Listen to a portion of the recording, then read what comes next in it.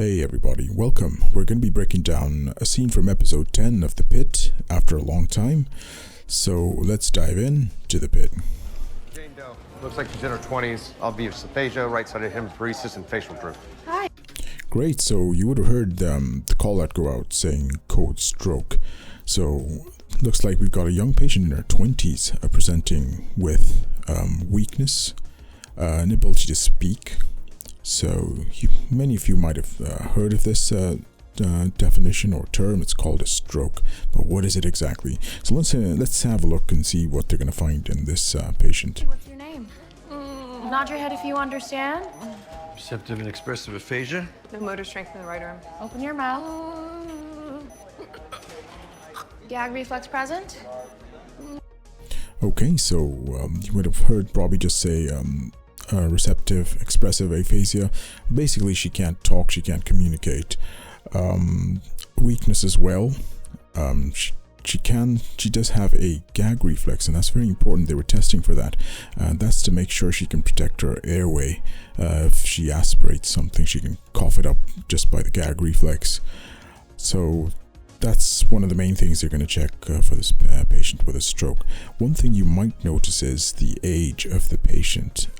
They said it's a Jane Doe. They don't know who she is, but she's in her 20s, which is quite young. You don't normally associate young patients or young people getting strokes, but it is a possibility, and I'll explain to you why later, and the differences between your usual typical patient, an elderly guy or girl with diabetes, hypertension, and that sort of thing, getting a stroke. BP 50 over 88. Where should we go? ICU check is 73. Straight to radiology. CT brain without contrast. Perfusion scan. CT angio head and neck. Okay, so they made their first quick assessment. She didn't even go into any of the resus rooms. They made sure her airway was okay. They checked her blood sugar as well, because that could be a cause of impaired consciousness. Not a stroke per se, but they wanted to check. They have to check that anyway. And they're going to do a bunch of imaging studies on her head. They're going to scan her head. One, to check if there's been any damage to the brain itself and how much of that damage is there, how bad it is. And they're going to study the blood vessels going in the brain, because a stroke is essentially a vascular event. That means it's got the cause of the stroke is going to be due to something wrong with the blood vessels in the brain, the arteries in the brain, or the blood supply to the brain itself. So there's two types of stroke you will see generally. Could be a ischemic stroke, so if there's been a blockage in one of the blood vessels, and that blocks off the blood supply to a certain part of the brain, and that'll show itself as loss of control over whatever part of the body that part of the brain is controlling. The other type of stroke arguably is more sort of devastating, more dangerous. It's called a hemorrhagic stroke, and that is where there's a bleed from one of the blood vessels into the brain itself, and that starts sort of killing the brain. And that is a bit more dangerous and a bit more tricky to manage. But we'll see. We'll continue and see how they manage this patient. Who called 911? Well, apparently our Jane Doe is a professional gamer. She was a no-show for some big tournament, so her teammate in Dubai calls another teammate in Houston who called 911 here. Who gets a stroke in their 20s? That's what you get to figure out. Okay. Now, good question. Who gets a stroke in their 20s? I'm surprised Mohan would ask that question. This is sort of your basic medicine, general medicine. You would study about strokes in general. And it was pretty cool when they mentioned she's a gamer. So she's probably online, or maybe not online. I guess she didn't turn up online, and she was supposed to take part in some sort of esports tournament or whatever, and her teammate all the way in Dubai didn't notice, and that's how they picked up. So it's pretty cool. That's a nice way. Lucky she was in that situation. She was alone at home. Nobody probably noticed, especially since you're young. People aren't going to check up on you when you're elderly. If you got elderly parents or whatever, you normally check up on them from time to time. But if you're young, you're not going to think that your friend's going to have a stroke in their 20s. But you can have strokes when you're young, and I'll explain to you a bit later on how that can happen. Okay, she's back. Robbie, it's Samira. Jane CT came back. No bleed. But there's a carotid artery dissection left neck with a thrombus that threw a clot to the left middle cerebral artery.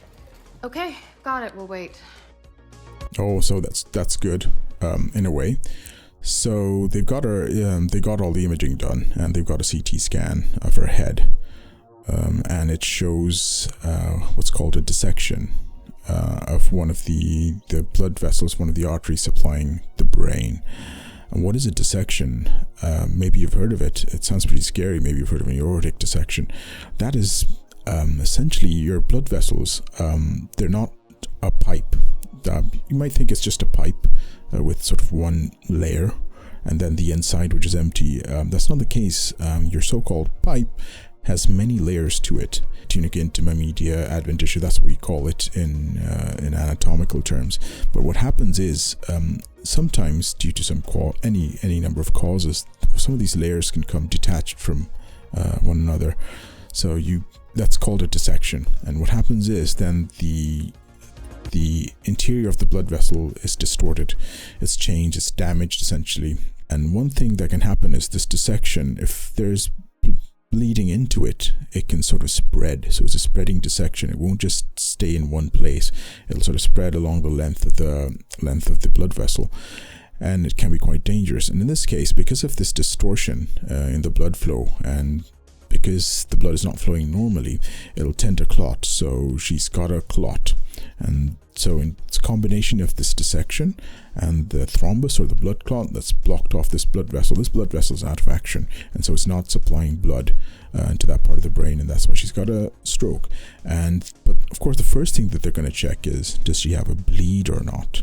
And I'll explain to you why this is so important. One, it's more life-threatening. If there is a bleed, they need to quickly get sort of a neurosurgical, the neurosurgeons involved to see if they can stop it, do some endovascular black magic and sort of stop the bleed. The other thing is, if it's an ischemic stroke and not a bleeding stroke or a hemorrhagic stroke, there's certain medications that we can give. And if it's bleeding, those medications are completely contraindicated and it can be catastrophic. So let's keep watching and see how they handle the situation. With no intracranial hemorrhage, she might be a TNK candidate. But couldn't TNK cause a brain bleed and kill her? TNK is still the best clot-busting possibility. Shouldn't we do endovascular therapy? I mean, that's the safest option. So they mentioned a drug, TNK, I believe that's tenecteplase, if I'm not mistaken. It is a clot buster. It'll break down blood clot. If she had a bleed, if we gave TNK, that'd be disastrous. That'll just make the bleeding, 110 times worse, and she'd potentially die. The other option is the endovascular black magic that I was talking about. You'll have to have a neurosurgeon or a neurologist who can do that. And I think they would have called neurology in on this. So anyway, interesting. So they've given out the treatment options right there. It's nice exposition, but not making it too obvious for the audience. And Mel seems like she knows quite a bit about this sort of thing. I don't know if it's very common in the VA hospital that she was working at. Well, let's keep watching. Call a Tyrannosaurus under stress. What? Nervous Rex. Dr. K. Oh, great. Another stand-up comedian / doctor who's probably the neurologist.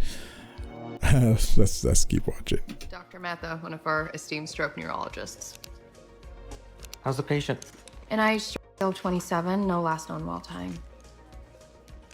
Dr. Mehta, should we take her to EVT? Not yet. Take first spin in the MRI. Check for irreversible damage first. There's a diffusion flare mismatch. She's still in the window for thrombolytics. And she still gets AVT. 2-for-1 special.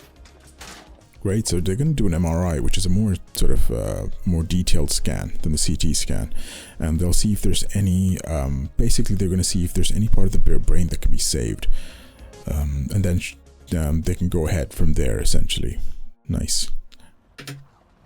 What type of person is best suited to work with an MRI machine? A trained technician. Someone with a magnetic personality. Yeah, you had to see that coming. Come on, Mel. Well, poor Mel. I guess being on the spectrum and all, she probably doesn't, I don't want to say she doesn't have a sense of humor. Maybe her sense of humor is different to what you're expecting. But you gotta love her. Anyway, they're going to take her off to MRI. So we were talking about how a patient or a young girl in her 20s could get a stroke. You usually think old people having lots of diseases like heart disease, high cholesterol, high blood pressure, and things like that would probably get a stroke. But we're seeing an alarming amount of younger patients presenting, but the causes for the stroke are slightly different from your typical patient with a stroke. You might have even seen it. There was this case of a reporter getting a stroke live on TV. So it's not too uncommon. More elderly patient with more diseases like high blood pressure, cholesterol, etc.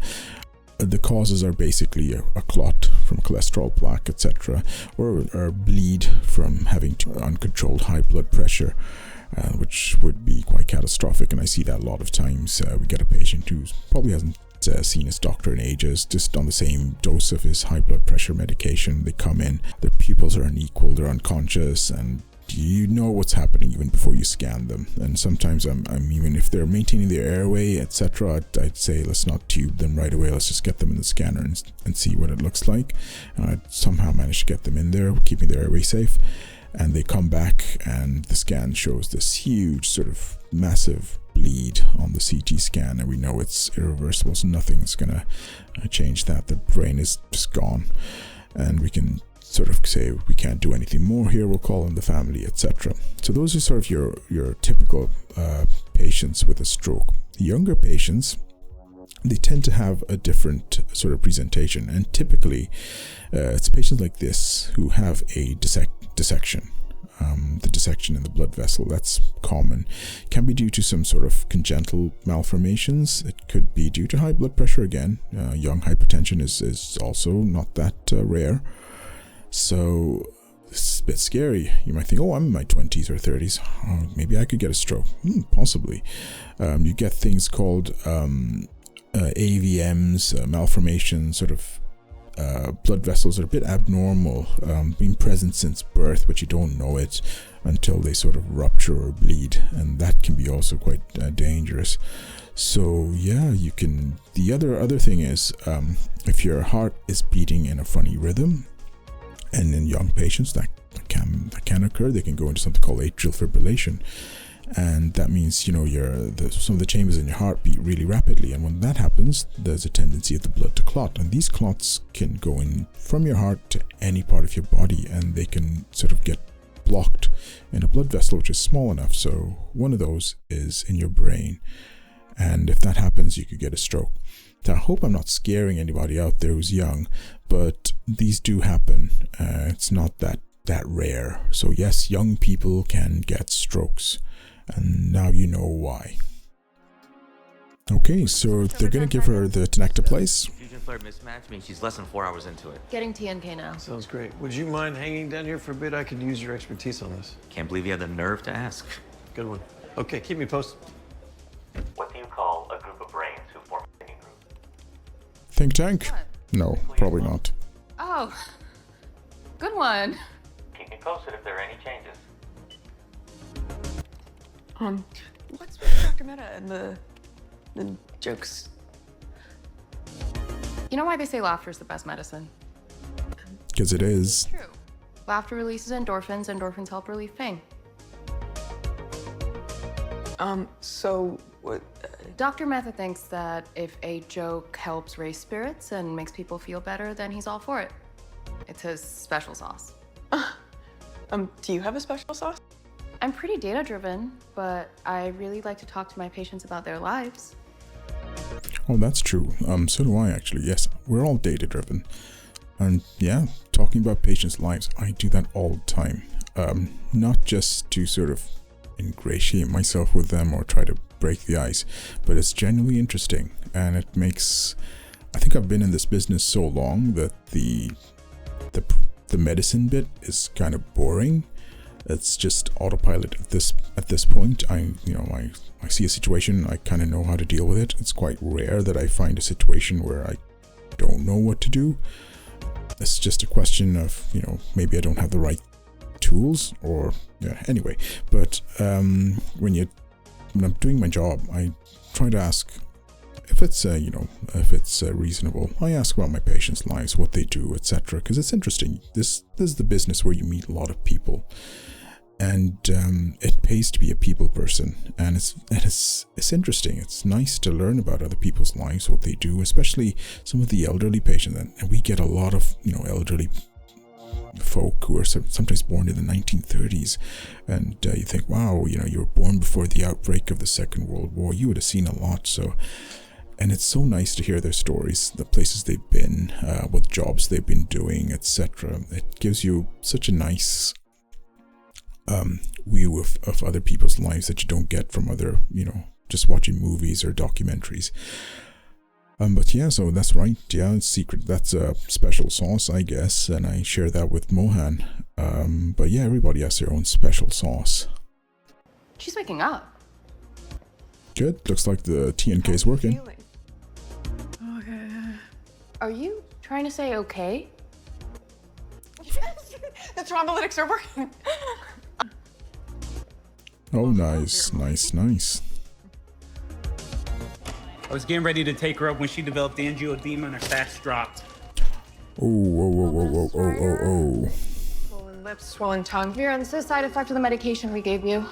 Yeah, so she's having a very severe allergic reaction to the tenecteplase, which is very common actually. So you got to be careful. You got to observe her for a few, for some time after giving the tenecteplase. Looks like her tongue is swollen. She's got stridor, which is very dangerous. That's just a sound, sort of an obstructive sound from your upper airway, showing sort of impending complete obstruction. That's emergency.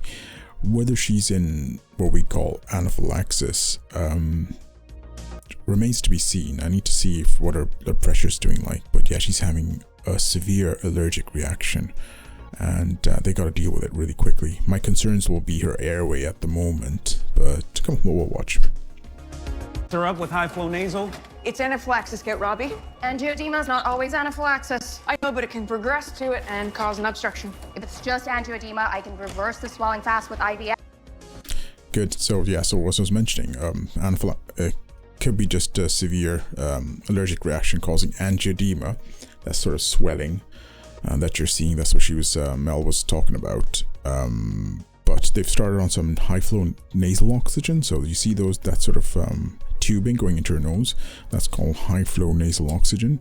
That can deliver lots of oxygen, very concentrated oxygen, very fast, essentially, 60 liters a minute. When sort of your wall oxygen that you give your normal, your normal mask is just up to 15 liters per minute. So that'll help keep her, maintain her oxygenation. But if it's getting obstructed, if her airway's getting obstructed, there's no way for that oxygen to go. So, and again, it might not be anaphylaxis. Anaphylaxis means her blood pressure is also going to drop. That is sort of what do they need to check? I don't know whether did they mention her blood pressure? I can't remember. Sorry. BP is 165/85. Prep kit. Okay, so blood pressure is fine for now. But again, like Mel said, it can progress. But yeah, what Mohan was saying, give her some adrenaline, some epinephrine. So that's what we normally do. There is a strict protocol to follow when you're in a situation with anaphylaxis or severe allergy. So you might want to follow that. But if you're sort of a trained critical care doctor or ER, or you're sufficiently proficient, you can. So what I do is we have the 1 in 10,000 adrenaline syringes, and in this situation I just give 1 cc at a time and see what happens, depending on the weight of the patient, of course. If it's not a tiny person, and definitely not in kids. So, which I think is what Mohan did as well. So let's see how that works out. For intubation. Whoa, wait, Dr. Mohan, you just said... We're not intubating yet. But she's gonna arrest. What happened? Okay, so there's a little bit of conflict there, but I believe Mohan is probably the senior doctor in this, I think. I'm not sure. But yeah, so there's a bit of conflict there. I think Mel wants to straight away put her off to sleep and secure the airway, which is by intubation, but it would be quite difficult with that swollen tongue, so it will not be easy. If they can try and reverse the swelling by giving some adrenaline, then I think that might be an easier option. Well, we'll see what Robbie thinks. Angioedema with Strider. Respiratory's on their way. We should intubate, right? Good BP and O2 sats. Epinephrine can reverse the swelling right away. I pushed That's right. 5 epi, starting to drip at 5 cc's, 5 mics per minute. Sats are holding at 95 on high flow. BP is good. Dear, we're gonna sedate you so that we can help you breathe better. Or not. Let's just wait a minute. How'd you get that epi drip on so fast? Bedside drip. I mix 1 milligram with a liter. Nice. Oh, nice. Yes, it's a bedside drip. So these are not... There are lots of things in medicine which are not strictly by the book, but they work. And you pick these up over the years. So Mohan, what she wanted to do was start an infusion or a drip of adrenaline. And to get that ready, it'll take time. You got to get the syringe pump. You got to get the right concentration, etc. That takes time. But in a pinch, what you can do is you'll take that 1 milligram of adrenaline and you get a bag of saline and just inject your 1 milligram into that bag of saline and then run that drip.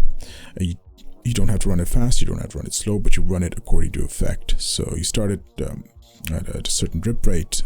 You can sort of roughly calculate the rate, and you can see the effect on the patient. You can see the effect. I'm sure the patient's being monitored with an EKG and blood pressure. You'll see if you're giving too much or if you need to give some more. But that's the advantage of having sort of these bedside solutions that you can quickly do. And they don't teach you those in books, but you can learn them.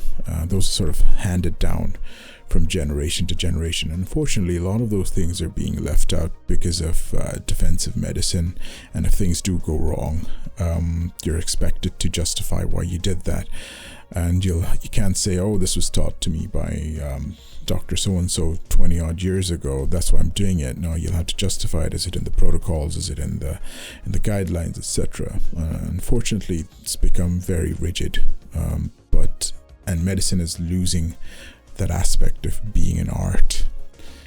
But anyway, I digress. Let's see if that bedside drip's working. Are we intubating? Are we not intubating? Not. Strider is improving. Nice. Easy to breathe? Slow-mo, no-mo. Sorry, I think Dr. Menta's rubbing off on me. Oh, no more jokes, please. Nice. So that was an interesting little episode. We normally don't treat strokes. We got a separate stroke unit, unless it's something like this, a young stroke who needs to be intubated and needs critical care. Then I would probably get involved. So they're going to take her for a thrombectomy. That means they're going to be doing an interventional radiological procedure where they stick a wire in blood vessels and try to take the clot out. So that's going to be sort of the definitive procedure, and they might do some neurosurgery later on for the dissection or not. But interesting. And yeah, this episode, this scene is quite accurate. Even the severe allergic reaction was pretty accurate as well. Yeah, it was not an anaphylaxis. But anyway, cool. Stick around for the next episode. I'm really busy these days, having a few things going on, so I'm sorry if I'm not getting these videos out. I'll try and do a few more of the Pitt. I'm building up still to the mass casualty episode. So until then, stay healthy, stay safe, and I'll catch you in the next one.